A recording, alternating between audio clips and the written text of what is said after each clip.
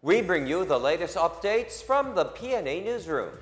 President Ferdinand R. Marcos Jr. expressed support for the recommendation of National Security Advisor Clarita Carlos for the Philippines to file a note verbale versus China following the incident in Pag-asa Island involving the Philippine Navy and the Chinese Coast Guard. In a chance interview with reporters, Marcos said that the issue must be resolved.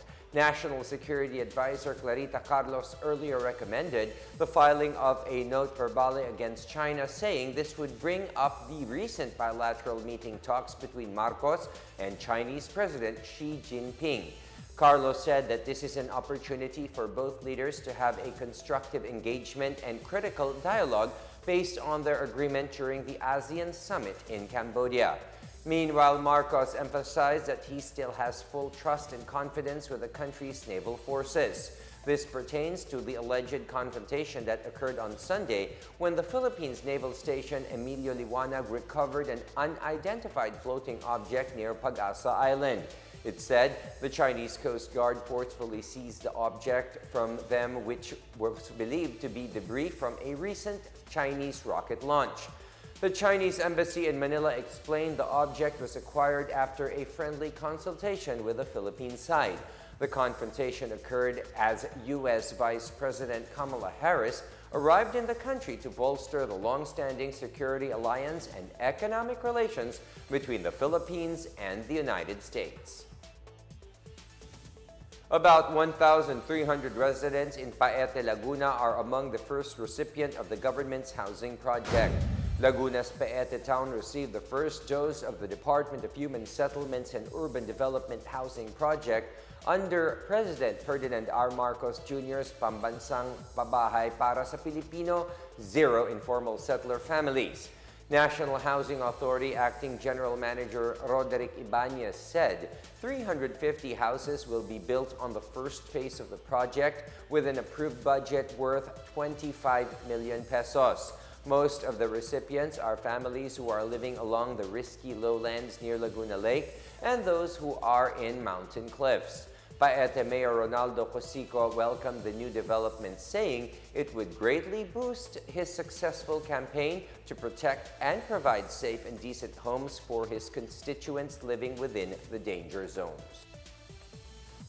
The Commission on Elections, or Comelec, has rescheduled voter registration for the 2023 Barangay and Sangguniang Kabataan elections from December 9 to December 12.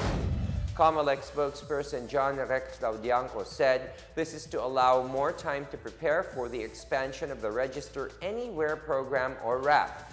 The resumption of the registration period will initially feature the pilot test of the RAP in 5 malls in Metro Manila.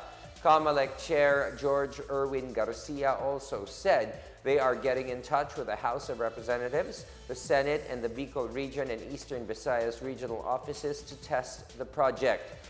Qualified voters residing anywhere in the country may sign up at RAP booths where they can submit the required documents, have their oaths administered, and have their biometrics data captured. The poll body will release the dates as well as the participating malls for the said activity. The Bureau of Immigration has signed an agreement with the Cybercrime Investigation and Coordinating Center to stop online fraud and other cybercrimes. Immigration Commissioner Norman Tancinco and CICC Executive Director Alexander Ramos formalized an agreement to establish cybercrime hubs in major airports and at the BI main office. The BI also agreed to provide assistance in investigations on cybercrime and fraud involving foreign nationals. Tancinco said the partnership with the CICC is a major step towards eliminating cybercrime in the Philippines. The CICC is the government's lead coordinating agency for the suppression of cybercrime.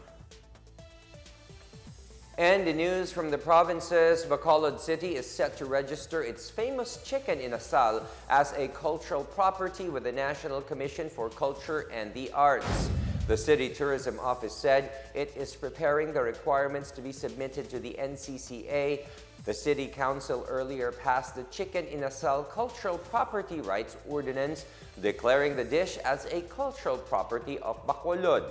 The ordinance aims to preserve and protect Bacolod's cultural property rights over the chicken inasal, which is acknowledged as a staple dish. Bacolod is also known among tourists for the Manukan Country, a row of food stalls serving charcoal-grilled chicken inasal. The city also celebrated the popularity of the dish through the Chicken Inasal Festival in 2018 and in 2019. Last October, online food critic TasteAtlas.com ranked chicken inasal as the 5th best chicken dish in the world. And that is the latest and the biggest stories from the Pna Newsroom. For more news content, visit our webpage or head on to the Philippine News Agency's Facebook and Twitter accounts. We are also shown on the pages of the Office of the Press Secretary and on Radio Pilipinas RP1. I am William Theo. We tell stories that inspire change. Good evening, everyone, and have a safe day.